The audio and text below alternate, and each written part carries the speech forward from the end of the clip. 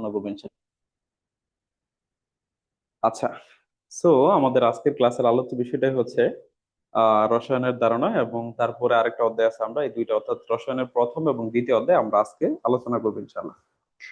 So চলুন আমরা তাহলে আলোচনাটা শুরু করি। আচ্ছা, আমরা প্রত্যেকটা অধ্যায় বাই অধ্যায় আমরা এমসিকিউ গুলো আলোচনা করব। প্রথম অধ্যায়টা হচ্ছে একদম থিওরিটিক্যাল একটা অধ্যায়, হ্যাঁ। প্রথম অধ্যায়টা হচ্ছে একদম থিওরিটিক্যাল, অর্থাৎ আপনারা সকলে জানেন যে প্রথম অধ্যায় হচ্ছে আমাদের ল্যাবরেটরি নিরাপদ ব্যবহার। তো এখানে আসলেই তেমন কিছু নাই, জাস্ট কিছু থিওরিটিক্যাল কোশ্চেন আছে, আমরা সেই কোশ্চেন গুলো দেখবো। সেই কোশ্চেন গুলোর ব্যাখ্যা দেওয়ার মতো কিছু নাই, ঠিক আছে। সো যতটুকু পারি ইনশাল্লাহ আমি ব্যাখ্যা দিব। আরেকটা বিষয় হচ্ছে যেহেতু থিওরিটিক্যাল কোশ্চেন এবং এই অধ্যায়টা থেকে কিন্তু প্রশ্ন আসে পরীক্ষায়, একটা এমসিকিউ মাস্ট আপনি আপনার পরীক্ষায় পাবেন এই অধ্যায়টা থেকে। সো আমরা দেখি একটু স্যার, প্রথম হচ্ছে কেমিস্ট্রি। আচ্ছা, প্রথম প্রশ্নটা হচ্ছে যে কেমিস্ট্রি শব্দের উৎপত্তিটা কোন শব্দ থেকে, কেমিস্ট্রিটা কোন শব্দ থেকে উৎপত্তি হয়েছে। সো কেমিস্ট্রির উৎপত্তি হচ্ছে আলকেমিয়া শব্দ থেকে, মূলত কেমিস্ট্রি শব্দের উৎপত্তি। তারপরে যদি বলি আলকেমিয়া, হ্যাঁ, আলকেমিয়া কোন ভাষার শব্দ, এটা বোঝাই যাচ্ছে যে আলকিমিয়া এই শব্দটা হচ্ছে আরবি ভাষার একটা শব্দ। তাহলে এই যে আলকিমিয়া, এটা হচ্ছে আরবি ভাষার একটা শব্দ। তারপরে যদি বলা হয় যে আসুন আধুনিক রসায়নের জনককে, আধুনিক রসায়নের জনক হচ্ছে এই অ্যান্টনি ল্যাবোরসিয়া। আপনাদেরকে একটু বলে রাখি, প্রথম যে পর্যায় সারণীটা তৈরি করা হয়েছিল সেই পর্যায় সারণীটা কিন্তু তৈরি করছিল অ্যান্টনি ল্যাবোরসিয়া। তো সেই জন্য আসলে তাকে আধুনিক রসায়নের জনক বলা হয়। তবে এই যে জাবের ইবনে হায়ান, তারপর জন জন ডাল্টনের কথা বলেন, বিশেষ করে জাবের ইবনে হায়ানের আহ রসায়ন শাস্ত্রে বা রসায়নের ডেভেলপমেন্টে অনেক বড় ভূমিকা আছে, ঠিক আছে। বাট আধুনিক রসায়নের জনককে হচ্ছে অ্যান্টনি ল্যাবোরসিয়ে। তারপরে সর্বপ্রথম কে পদার্থের ক্ষুদ্রতম কণা, যে এই যে কে প্রথম সর্বপ্রথম কে পদার্থের ক্ষুদ্রতম অবিভাজ্য কণার নাম দেন অ্যাটম, মানে অ্যাটম নামটা কে দিছে। যে আমরা কোনো পদার্থকে যখন ভাঙবো, ভাঙতে ভাঙতে এমন একটা স্টেজে চলে যাব যেটাকে আর ক্ষুদ্রতম অংশে ভাগ করা যায় না। এবং সেই ক্ষুদ্রতম অংশের নামই হচ্ছে অ্যাটম। এই কথাটা কে বলছিল একটু বলেন তো দেখি, কে বলছিল বলেন?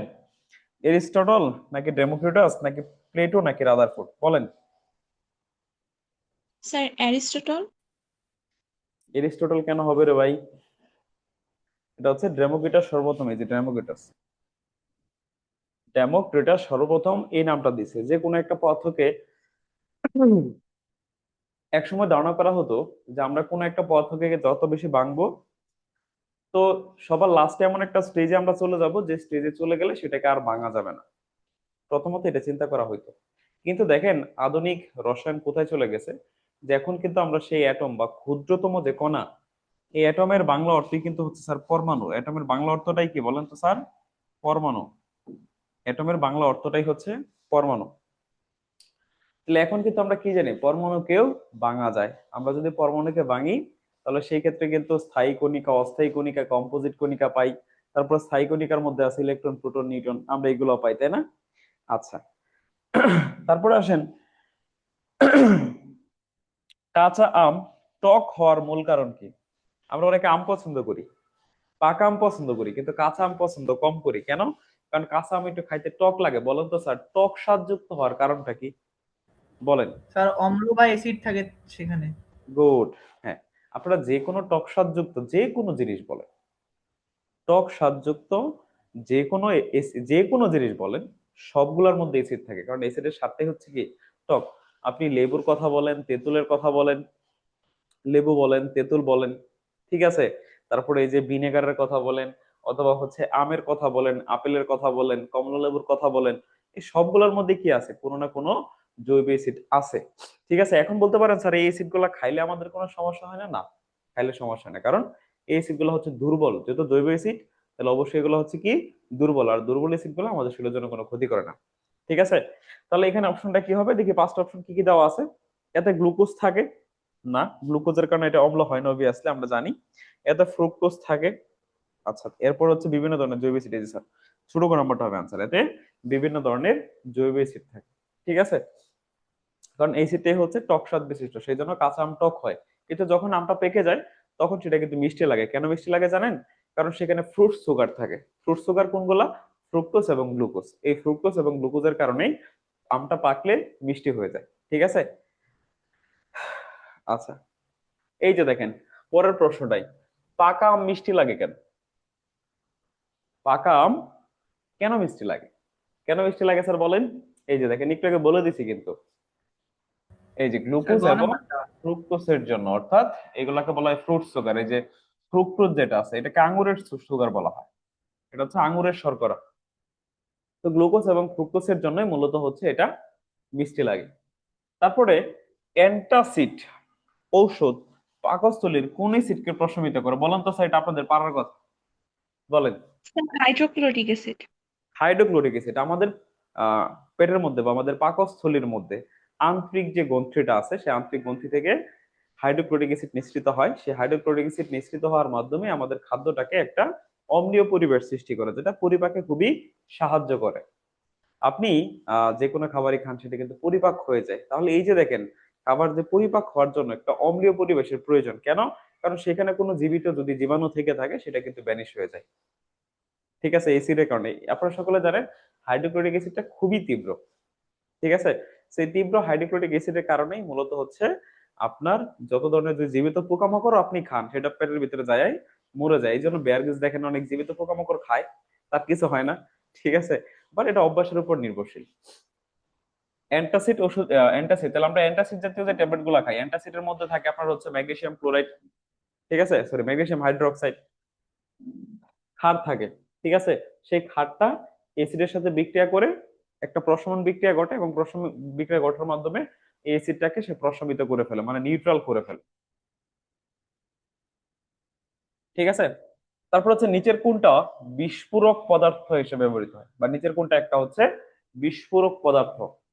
তো এখানে বিস্ফোরক পদার্থ হচ্ছে স্যার এই যে টিএনটি, ট্রাই নাইট্রোটোলুইন, ঠিক আছে। এটার নাম কি?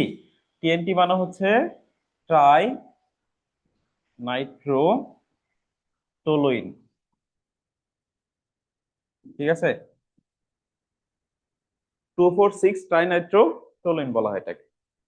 তারপর হচ্ছে নিচের কোনটা দাহ্য পদার্থ? স্যার দাহ্য পদার্থ কোনগুলো বলেন তো? দাহ্য পদার্থ কাকে বলে বলেন? বলেন দাহ্য পদার্থ কাকে বলে, না পারলে বলেন পারি না, সমস্যা নাই তো। জি স্যার, পারি না। দাহ্য মানে হচ্ছে এই যে দেখেন আমরা গ্যাসের কথা যে বলি, গ্যাসের মধ্যে একটু আগুন লাগলে তা আগুন ধরে যেতে করে, তাই না? মানে যে পদার্থগুলা খুব সহজে কি হয় দহন বিক্রিয়া ঘটাতে পারে, ঠিক আছে। তো আপনি গ্যাসের কথা বলতে পারেন, যে কোনো গ্যাস, আপনি পেট্রোল বলেন, অকটেন বলেন, ডিজেল বলেন, সিএনজি বলেন, এলএনজি বলেন, এলপিজি বলেন, ঠিক আছে, যে কোনো পেট্রোলিয়াম গ্যাস বলেন। এরা দেখবেন একটু আগুনের সংস্পর্শে আসলেই এদের মধ্যে আগুন ধরে যায়। তাহলে যে সকল পদার্থ আগুনের সংস্পর্শে আসলে খুব সহজে আগুন ধরে যায় তারা হচ্ছে দাহ্য পদার্থ। তো এরকম একটা দাহ্য পদার্থ হচ্ছে ইথার। কি স্যার? ইথার। তারপর হচ্ছে ত্রিফল বা তিন পাতা বিশিষ্ট ফ্যানের চিহ্নের মতো এক ধরনের চিহ্ন আছে, যে চিহ্ন দ্বারা আসলে কি বোঝানো হয়? আপনারা খেয়াল করে থাকবেন, এরকম একটা সাইন দেওয়া থাকে, তিনটা পাতা থাকে, হ্যাঁ, এরকম একটা সাইন দেওয়া থাকে। সাইনটা আমি ভালো করে হয়তো অঙ্কন করতে পারতেছি না, আপনাদের বইয়ের মধ্যে দেখেন এরকম তিন পাতার একটা সাইন থাকে। তো সেটা হচ্ছে মূলত ইয়ার জন্য, তেজস্ক্রিয়, এই তেজস্ক্রিয় পদার্থগুলা, তেজস্ক্রিয় পদার্থ কোনগুলো স্যার? ওই যে ইউরেনিয়াম। অর্থাৎ যাদের পারমাণবিক সংখ্যা হচ্ছে 82 থেকে বেশি, যারা বাড়ি মৌল, যারা তেজস্ক্রিয় রশ্মি বিকিরণ করে তাদেরকে আমরা তেজস্ক্রিয় মৌল বলতে পারি, ঠিক আছে। তো এই যে আমরা দেখি না পারমাণবিক যে আমাদের একটা পরমাণু বিদ্যুৎ কেন্দ্র আছে, তো সেই বিদ্যুৎ কেন্দ্রের মধ্যে কিন্তু তেজস্ক্রিয় পদার্থ ব্যবহার করা, তেজস্ক্রিয় পদার্থ হিসাবে ইউরেনিয়াম ব্যবহার করা হয়, তাই না? সো এই যে দেখবেন যেখানে এই চিহ্নটা দেওয়া থাকবে একটা তেজস্ক্রিয় পদার্থ সাইন হিসেবে ব্যবহার করা হয়ে থাকে। তো এই সাইনটা যেখানে থাকবে সেটা মনে রাখবেন, সেটা হচ্ছে একটা তেজস্ক্রিয় পদার্থ। তারপরে আসেন, এই যে ত্রিফল বা তেজস্ক্রিয়তার যে চিহ্নটা আছে, এটা সর্বপ্রথম কত সালে আবিষ্কৃত হয়? এটা থিওরিটিক্যাল 1946 সালে। তারপর হচ্ছে রাসায়নিক দ্রব্যের ঝুঁকি এবং সতর্কতা সংক্রান্ত গ্লোবাল হারমোনাইজ সিস্টেম GHS কোন সম্মেলনে প্রবর্তিত হয়? আচ্ছা, GHS এর ব্যবহারটা একটু বলি। গ্লোবাল হারমোনাইজ সিস্টেম, আপনারা একটা বিষয় খেয়াল করে থাকবেন, আপনারা যদি বিভিন্ন ধরনের কেমিক্যালের ড্রাম দেখেন, আমি যখন জব করতাম, তো এখানে কেমিক্যালের ড্রামের মধ্যে এটা খুব বেশি করা হইতেছে। এই GHS এর কিন্তু ক্লাসিফিকেশন আছে। আপনারা দেখবেন কোথাও হচ্ছে GHS 1 লেখা থাকে, কোথাও GHS হচ্ছে 7, 9 এরকম লেখা থাকে। হ্যাঁ, এটাকে কিন্তু কয়েকটা ভাগে ভাগ করা যায় এবং এদের ক্লাসিফিকেশনের উপর ভিত্তি করে ওই পদার্থটা কেমন তেজস্ক্রিয় বা কতটা ক্ষতিকর সেটা কিন্তু বোঝানো হয়। ঠিক আছে? তো কোন একটা কেমিক্যাল পদার্থ কতটা হচ্ছে ক্ষতিকারক, আমাদের স্বাস্থ্যের জন্য কতটা ঝুঁকি আছে, এর ভিত্তিতে কিন্তু কেমিক্যাল গুলাকে অনেকগুলা ক্লাসিফিকেশন বা অনেকগুলো ভাগ করা যায়। ঠিক আছে? তো এই জিএসএস ক্লাসিফিকেশনটা কোন সম্মেলনের মাধ্যমে প্রবর্তিত হয়েছে সেটা কিন্তু আপনাকে জানতে চাইছে। এটা হচ্ছে 1992 সালে যে আর্থ সামিট হয়েছিল, সে আর্থ সামিটের কথা বলছে। তারপরে এটা হচ্ছে কিয়োটো প্রোটোকল, আর এটা হচ্ছে প্যারিস চুক্তি, আর এটা হচ্ছে 1972 সালের স্টকহোম কনভেনশন অর্থাৎ স্টকহোম সম্মেলন। তাহলে চারটার মধ্যে এখানে প্রথম যে অপশনটা আছে আর্ট সামিট, 1992 সালের যে আর্ট সামিটটা আছে, এই আর্ট সামিটের মাধ্যমেই এই জিএসএস মানে গ্লোবাল হারমোনাইজ সিস্টেম এটা কিন্তু প্রবর্তিত করা হয়েছিল। এর আগে কিন্তু এটা ছিল না। অর্থাৎ ওই 1992 সালের যে আপনার সম্মেলনটা হয়েছিল আর্ট সামিট, যেটা দরিত্রী সম্মেলন বলা হয়, সেই দরিত্রী সম্মেলনের মাধ্যমে কেমিক্যালকে ক্লাসিফাই করা হয়েছে। তারপরে আসেন নিচের কোনটা জারক? বলেন তো স্যার, জারক কাকে বলে? বলেন। স্যার, যে ইলেকট্রন গ্রহণ করে। আপনারা জারক বিজারক তো ভালো করে আশা করি বোঝা যায়। তো দেখেন, জারক মানে মনে রাখবেন যে অক্সিজেনের মতো ধর্ম আছে যার। ঠিক আছে? যারা অন্যকে কি করতে পারে? জারিত করতে পারে। ঠিক আছে? যারা অন্যকে জারিত করতে পারে, তো তারাই হচ্ছে জারক। তো অক্সিজেন যে একটা পদার্থ, এই অক্সিজেনটা কিন্তু হচ্ছে একটা জারক পদার্থ। আর দাতব যে পদার্থগুলো আছে এগুলা বিজারক, আর অদাতব যে পদার্থগুলো আছে এগুলো ম্যাক্সিমাম হচ্ছে জারক পদার্থ। So, আপনি অক্সিজেনের কথা মনে রাখবেন, অক্সিজেন কি করে? সে অন্য কাউকে জ্বলতে সাহায্য করতেছে, কোন একটা বিক্রিয়া করার সময় ইলেকট্রন গ্রহণ করে। ঠিক আছে? তো যারা বিক্রিয়ার মধ্যে ইলেকট্রনটা গ্রহণ করে তারা হচ্ছে জারক, আর যারা ত্যাগ করে তারা হচ্ছে বিজারক। যেমন সোডিয়াম হচ্ছে একটা বিজারক পদার্থ। তো যৌগ হিসেবে অনেকগুলো জারক পদার্থ আছে। যেমন এখানে আমরা দেখতে পাচ্ছি কি কি আছে দেখেন, ইথারের কথা বলছে, এরোসোলের কথা বলছে, পটাশিয়াম ড্রাইকোমেটের কথা বলছে, মিথেন গ্যাসের কথা বলছে। সেই পটাশিয়াম ড্রাইকোমেটটা হচ্ছে জারক পদার্থ হিসেবে কাজ করে, এটা হচ্ছে অক্সিডাইজিং সাবস্টেন্স। ঠিক আছে? তাহলে জারক পদার্থ কোনটা? জারক পদার্থ হচ্ছে আমাদের পটাশিয়াম ড্রাইকোমেট। তারপরে আসেন 14 নম্বর, পরিবেশের জন্য ক্ষতিকর পদার্থ কোনটা? পরিবেশের জন্য কোনটা সবচেয়ে বেশি ক্ষতি করে? কি কি অপশন স্যার, দেওয়া আছে নাইট্রোজেন। অপশনগুলো দেখেন। লেড এবং মার্কারি, আচ্ছা এই একটা অপশন গেল। বেনজিন এবং টলুইন, তারপর হচ্ছে সোডিয়াম পটাশিয়াম, অক্সিজেন এবং নাইট্রোজেন। আপনাদের এই চারটা অপশনের মধ্যে বলেন তো স্যার কোনটা মনে হয় যে আনসার হতে পারে? বলেন। এই যে মেটালগুলোর কথা বললাম, মৌলগুলোর কথা বললাম, lead mercury benzene toluene sodium potassium oxygen nitrogen, এর মধ্যে কোনটা স্যার বেশি ক্ষতিকারক পরিবেশের জন্য? বলেন। Lead and mercury. হ্যাঁ, লেড এবং মার্কারি, এটি আনসার। আমি মার্ক করে রাখছি, যারা বুদ্ধিমান আছেন তারা তো দেখেই বলিতে পারে। আমি তো প্রথমে মার্ক করে রাখছিলাম। আচ্ছা, এখানে আমি বলি শুনেন, এরা কেন ক্ষতিকারক জানেন? কারণ এরা হচ্ছে হেভি মেটালস। এরা হচ্ছে কি? Heavy metals. আমি যখন অনার্স ফাইনাল ইয়ার পড়ি তখন হচ্ছে আমি হেভি মেটালস নিয়ে একটা রিসার্চ করছিলাম, আমার পাবলিকেশনস আছে। এটার উপর আমার একটা রিসার্চ পেপার ছিল যে ইন্ডাস্ট্রি থেকে যে সকল পদার্থ বের হয় বা যে পানি টানি বের করে, সেই পানির মধ্যে কি কি ধরনের হেভি মেটালস থাকতে পারে এবং সেটার ইম্প্যাক্ট গুলা কি আমাদের সয়েলের উপরে। ঠিক আছে? বাংলাদেশে ইন্ডাস্ট্রি গুলা তারা যে পানিটা ব্যবহার করে সেই পানিটা ট্রিটমেন্ট করে তারপরে কিন্তু আমাদের পরিবেশে ছেড়ে দিতে হয়, বাট ইন্ডাস্ট্রি গুলা এই রুলটা ফলো করে না। তারা সরাসরি যে বর্জ্য পানিটা আছে সেটাই সরাসরি আমাদের পরিবেশে ছেড়ে দেয়।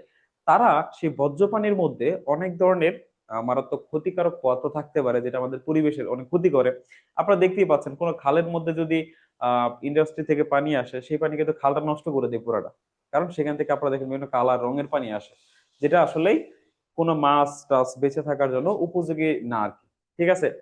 সো ওই সকল পানির মধ্যেও ফ্যাক্টরি থেকে যে সকল ইফলুয়েন্ট বের হয় তার মধ্যে এই লেড বলেন, মার্কারি বলেন, ক্রোমিয়াম বলেন, নিকেল বলেন, ঠিক আছে, এরা হচ্ছে হেভি মেটালস। এখন হেভি মেটালস কেন ক্ষতিকারক স্যার? এদেরকে কেন আমরা হেভি মেটালস বলি? আপনি যদি লেড খান বা মার্কারি খান, ঠিক আছে, মার্কারি মানে তো বুঝেনি নাকি, লেড মানে তো বুঝেন। তো এই লেড বা মার্কারি সীসা জাতীয় যে পদার্থগুলো আছে, মার্কারি মানে হচ্ছে পারদ, ঠিক আছে। তো দেখেন, এই যে আমরা লেড অথবা মার্কারি পারদ যদি আপনি খান, এই পারদটা আপনার শরীরের ভিতরে যায়া দীর্ঘদিন সে বেঁচে থাকবে। সে যেমনি আছে অমনি থাকবে, সে তার কোনো ক্ষয়ক্ষতি হবে না, আপনার শরীরের ভিতরে সে জমে থাকবে। ঠিক আছে। ধরেন মাটির মধ্যে আপনি কোথাও লেড ফেললেন, সেই লেডটা যদি উদ্ভিদের ভিতরে যায়, উদ্ভিদের ভিতরে যায় একই রকম থাকবে, নষ্ট হবে না। অর্থাৎ যে সাবস্টেন্সটা নষ্ট হয় না, ঠিক আছে, যেটা দীর্ঘদিন আপনার শরীরের ভিতরে জমে থাকবে এবং আপনার ক্যান্সার সৃষ্টি হওয়ার জন্য সে উপযোগী, আপনার শরীরে ক্যান্সার সৃষ্টি করতে পারে। ঠিক আছে, তাহলে বুঝতেই পারতেছেন এই হেভি মেটালস গুলো আমাদের শরীরের জন্য খুবই ক্ষতিকারক এবং পরিবেশের জন্য ক্ষতিকারক। ধরেন আপনি পরিবেশে ফালাইছেন, সেখান থেকে মাছে যদি খায়, মাছের শরীরে যায় জমা থাকবে, তারপর আপনি খেলে আপনার শরীরে আসবে।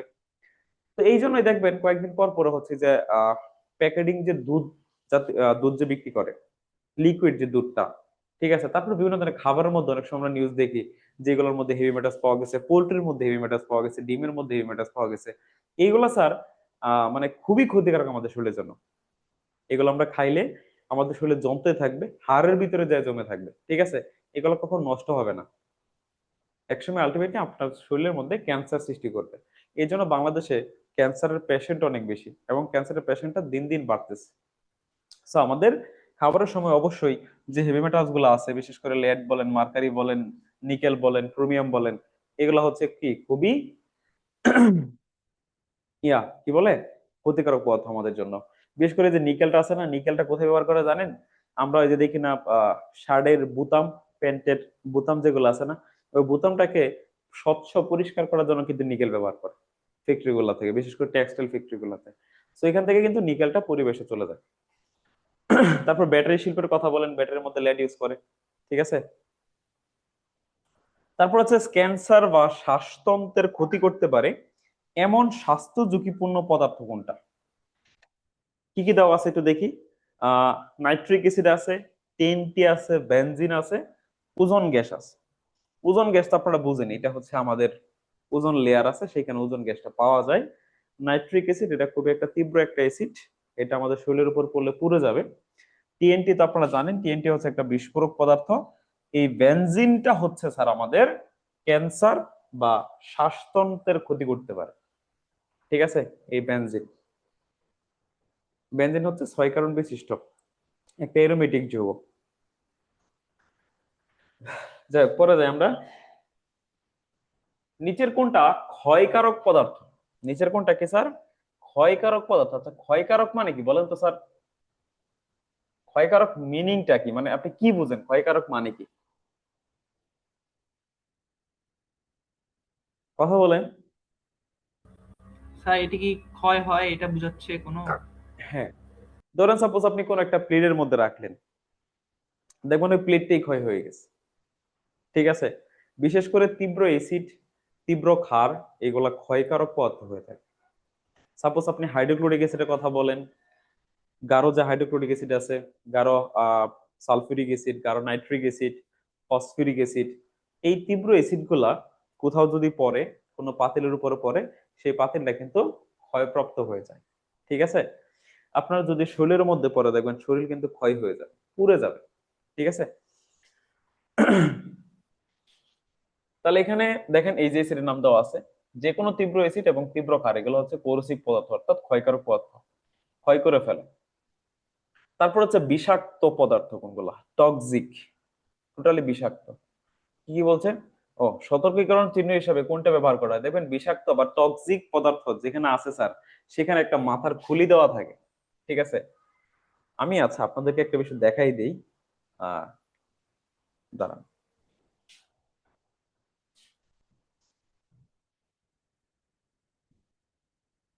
জিএইচএস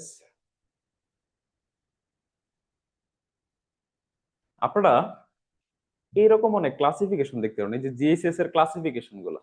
এই যে স্যার একটু আগে যেটা পড়ে আসছিলাম আমরা, আরো বড় পিক্টোগ্রাম কি আছে? জিএইচএস এর ক্লাসিফিকেশন, জিএইচএস এর পরিষ্কার একটা ছবি থাকলে কাম হইতো।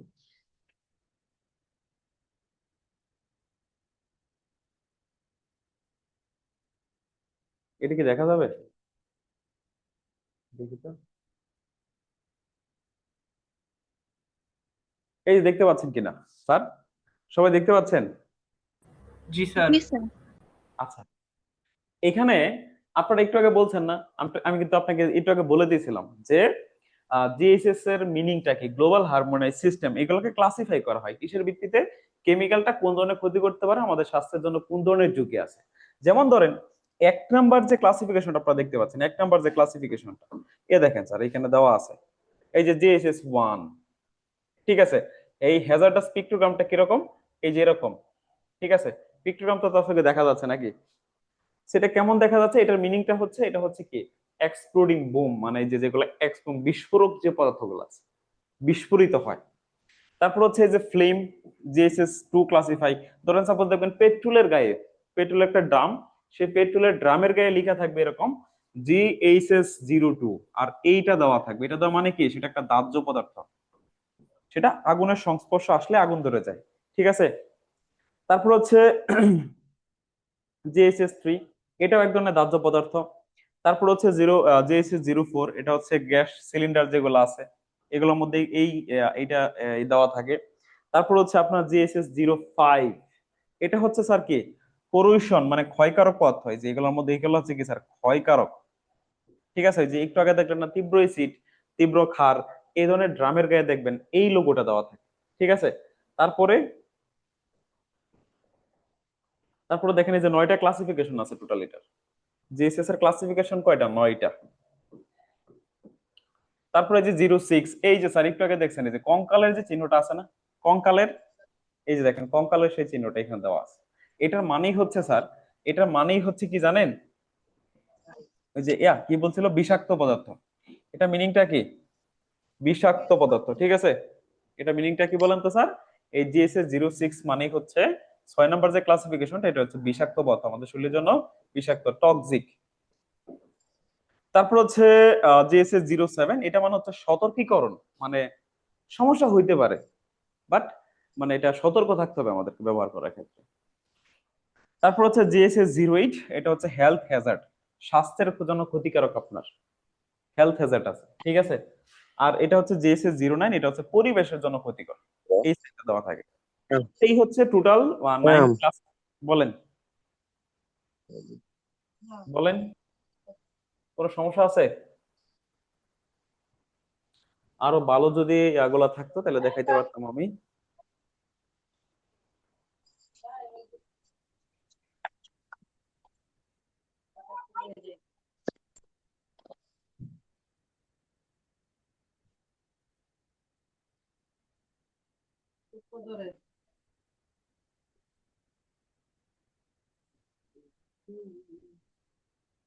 এই যে দেখেন টোটাল এখানে সবগুলা দেওয়া আছে হেলথ হ্যাজার্ডের জন্য, ঠিক আছে? ক্লেম, দাহ্য, এক্সক্রিমিনেশন মাস, মানে এটা সতর্কীকরণ বা আপনার শরীরের জন্য এটা হুম, বুঝছেন তাহলে? চিহ্নগুলো দেখে চিনতে পারবেন না? চিনতে পারবেন? বলেন। পারবো স্যার। ঠিক আছে, তাহলে টক্সিক পদার্থের ক্ষেত্রে আমরা দেখেছিলাম যে মাথার খুলি এবং আড়াআড়ি হাড় দেওয়া থাকে, যেগুলো টক্সিক ম্যাটেরিয়ালস, বিষাক্ত। লোহায় মরিচা পড়ার জন্য প্রধানত কোন উপাদানগুলো দায়ী একটু বলেন তো স্যার? লোহার মধ্যে মরিচা কেন পড়ে? মরিচা দেখছেন লোহার মধ্যে পড়ে যে, বাদামি বর্ণের একটা আস্তরণ, বলেন, কথা জি কয় না। স্যার, দেখ এটা স্যার কেন এটা তো পড়ে? হবে স্যার লবণ। বাতাসে লবণ অক্সিজেন আর দেখেন, যখন একটা লোহাকে আমরা খোলা বাতাসে রেখে দেই, তো খোলা বাতাস মানে হচ্ছে সেখানে আপনার অবশ্যই অক্সিজেন আছে, জলীয় বাষ্প আছে। সেই অক্সিজেন এবং জলীয় বাষ্প এই দুইটার উপস্থিতির কারণেই আপনার লোহার মধ্যে মরিচা পড়ে। অক্সিজেন এবং জলীয় বাষ্প এই দুইটা লোহার সংস্পর্শে আসলে আপনার ফেরিক অক্সাইড নামক এক ধরনের যৌগ গঠন করে, আর্দ্র ফেরিক অক্সাইড। সেই আর্দ্র ফেরিক অক্সাইডটাই হচ্ছে মরিচা। ঠিক আছে, তাহলে কিসের জন্য দেখতে পাচ্ছি আমরা এখানে বলছে অক্সিজেন ও হাইড্রোজেন, নো এটা না। ও পানি ও হাইড্রোজেন না স্যার, অক্সিজেন ও পানি, এই যে স্যার এটা গ নাম্বার। ঠিক আছে, এটা হচ্ছে কারেক্ট আনসার। লোহায় মরিচা পড়ার জন্য প্রধানত দায়ী হচ্ছে এই অক্সিজেন এবং পানি। অর্থাৎ সে যদি আয়রনটা, লোহা মানে তো আয়রন মানে তো এই লোহার প্রতীকিত হচ্ছে এটা এফি, আয়রন। সেটা যখন কি আসে, অক্সিজেনের সংস্পর্শে আসে এবং পানি বাতাসের মধ্যে জলীয় বাষ্প থাকে, এদের সংস্পর্শে আসলে এখান থেকে আপনার হচ্ছে Fe2O3, এই ফেরিক অক্সাইড এন হলো পানি, অর্থাৎ আর্দ্র ফেরিক অক্সাইড গঠন করে, এটি মরিচার সংকেত। তারপরে হচ্ছে কার্ড, সরি 19 নম্বর, ল্যাবরেটরিতে কাজ করার সময় নিরাপত্তার জন্য সবচেয়ে জরুরি পোশাক বা সরঞ্জাম কোনটা? স্যার বলেন তো, ল্যাবরেটরিতে কাজ করার সময় আমাদের কি কি পোশাক পরিধান করতে হয় একটু বলেন। গ্লাভস, অ্যাপ্রন এইসব। আমরা যখন ল্যাবরেটরিতে কাজ করব তখন অবশ্যই আমাদের একটা অ্যাপ্রন থাকতে হবে। অ্যাপ্রন মানে যে সাদা যে পোশাকটা আছে ওইটা। তারপর আপনার চোখের জন্য, চোখের সেফটিটা হচ্ছে মাস্ট, চোখের জন্য একটা গগলস ইউজ করতে হবে, নট লেন্সের কোনো চশমা ব্যবহার করা যাবে না ল্যাবের মধ্যে। অবশ্যই গ্লাভস ইউজ করতে হবে, আপনি যে কোনো কেমিক্যাল যখন স্পর্শ করবেন আপনার গ্লাভস পরে তারপর স্পর্শ করতে হবে, কারণ খালি হাতের কন্টাক্টে গেলে আপনার স্কিনের ক্ষতি হইতে পারে। ঠিক আছে, কারণ আমরা হাত কিছু দ্বারা শব্দ ধরি, এখন মনে করেন হাতে বললো, আপনি হাত দ্বারা নাক চুলকাচ্ছেন, তার মানে কি নাকের মধ্যে চলে যাবে, তারপর আপনার মুখে যাবে।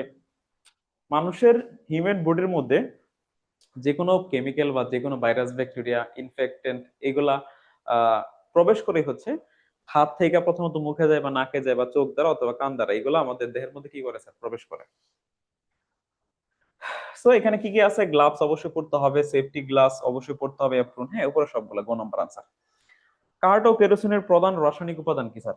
কাঠ এবং কেরোসিন, দেখেন যে পদার্থগুলা জ্বলে মানে পুড়ে, মনে রাখবেন, ঠিক আছে, লাকড়ি হিসেবে ব্যবহার করা যায়, তাদের সবার মধ্যে কার্বন আছে।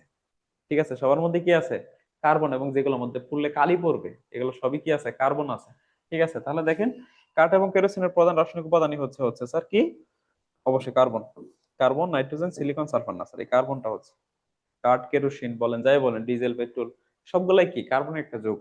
আমরা এগুলা জৈব জৈব যৌগ পড়বো যখন 11 অধ্যায়, তখন আপনারা ভালো করে পড়বেন। তারপরে নিচের কোন রাসায়নিক পদার্থটি খাবার দীর্ঘ সময় ভালো রাখতে পারে? এটা তো মেয়েদের জানার কথা, বলেন তো, নিচের কোন রাসায়নিক পদার্থটি খাবার দীর্ঘ সময় ভালো রাখতে ব্যবহার করা হয় বলেন? অ্যান্টাসিড ব্যবহার করেন, নাকি প্রিজারভেটিভস, নাকি অ্যান্টিবায়োটিক, নাকি সার? Preservative. Preservative, sir. এই যেটা প্রিজারভেটিভস, তাই না? প্রিজারভেটিভ মানে হচ্ছে কি, প্রিজারভেটিভস এর আবার প্রকারভেদ আছে। কিছু হচ্ছে অনুমোদিত প্রিজারভেটিভ, কিছু হচ্ছে ফ্রুট প্রিজারভেটিভ। ঠিক আছে, তো সব ধরনের প্রিজারভেটিভ ব্যবহার করা যাবে না। এখন ফরমালিন যেটা আছে, ফরমালিন কিন্তু one kind of preservatives, but এটা আমাদের ফুড প্রিজারভেটিভ না। ঠিক আছে, আগের মহিলারা দেখতেন, আহ আপনারা দেখছেন কিনা জানেন না, এখন তো ফ্রিজের যুগ চলে আসছে। আমি ছোটবেলায় দেখতাম আম্মু সাধারণত তখন বাজার থেকে আব্বু বেশি মাছ নিয়ে আসতো, মাছ অথবা মাংস কুরবানির সময়। এখন তো ফ্রিজ ছিল না, এত অ্যাভেলেবেল ছিল না, এখন যেমন বাড়ি বাড়ি আছে। আগে কিন্তু একটা সময় এত অ্যাভেলেবেল ফ্রিজ ছিল না। আপনি যদি 2005-এর কথা বলেন বা 4-এর কথা বলেন, তারও আগে, তখন মানুষ কি করতো তখন জানেন, তখন হচ্ছে মাছটাকে দেখবেন জাল দিত হলুদ দিয়া, হলুদ মিক্সড করে জাল দিত। এই হলুদটা কি, হলুদ হচ্ছে ওয়ান কাইন্ড অফ প্রিজারভেটিভ। এখন খাদ্য কেন পচে যায় জানেন? বলতে পারবেন খাদ্য কেন পচে? বলেন। স্যার ব্যাকটেরিয়া আক্রমণের কারণে। দেখেন আপনি যখন দীর্ঘদিন খাবারটাকে রেখে দিবেন, তাপমাত্রা বেশি থাকলে দেখেন, ঠান্ডা দিনে কিন্তু খাবার অত একটা নষ্ট হয় না, কিন্তু গরমের মধ্যে সকালে ভাত রান্না করছেন আপনি, দুপুর বা বিকালে খাইতে পারেন না, নষ্ট হয়ে যায়। কেন? কারণ তাপমাত্রা বেশি হওয়ার কারণে সেখান থেকে ব্যাকটেরিয়া গ্রো করে। তো এই ব্যাকটেরিয়া গুলো কি করে, খাবারকে মানে ডিকম্পোজ করে ফেলে বা পচাই ফেলায়।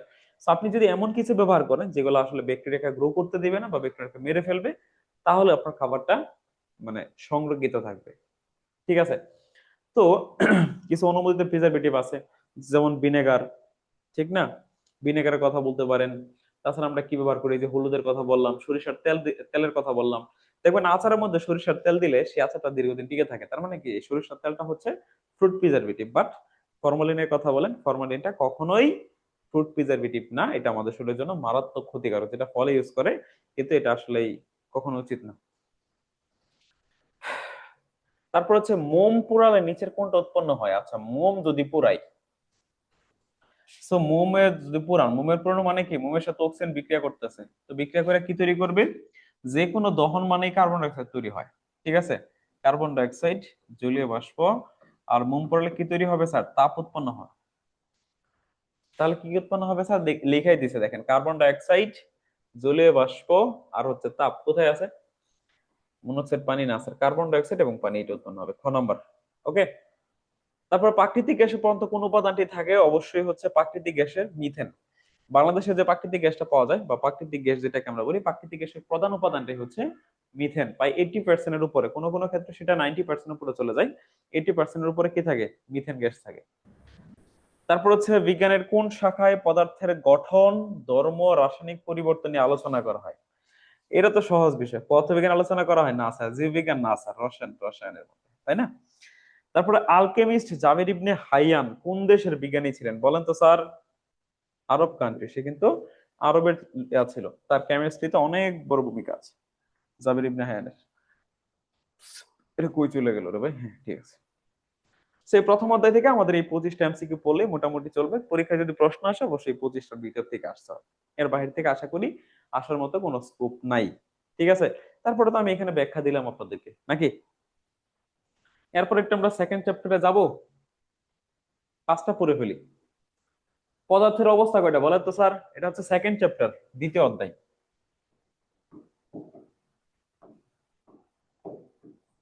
আচ্ছা, আজকে কি দ্বিতীয় অধ্যায় পড়াবো নাকি সামনের ক্লাসে পড়াবো বলেন?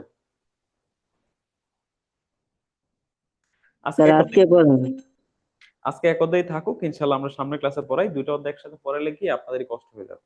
তো আজকে এক অধ্যায় পড়েন, আমরা ইনশাল্লাহ সামনের ক্লাসে সেকেন্ড চ্যাপ্টার নিয়ে কথা বলবো, আলোচনা করবো, ঠিক আছে? জি স্যার। আচ্ছা, তাহলে প্রথম অধ্যায় যেগুলো পড়লাম এগুলাই। আর আপনাদেরকে আমি একটা ড্রাইভ লিংক দিয়েছি, দেখছেন? পাইছেন? ওই ড্রাইভ লিংকের মধ্যে এই এমসিকিউ যেগুলো আছে, এমসিকিউ গুলো পেয়ে যাবেন, সমস্যা নেই, আমি আপলোড করে দিব না সেখানে। ওকে, জি স্যার। ঠিক আছে। তার সাথে ভালো থাকেন, আজকের মধ্যে এখানে বিদায়, আল্লাহ হাফিজ। আসসালামু আসসালামু আলাইকুম। আলাইকুম। আসসালামু আলাইকুম স্যার। ওয়ালাইকুম আসসালাম।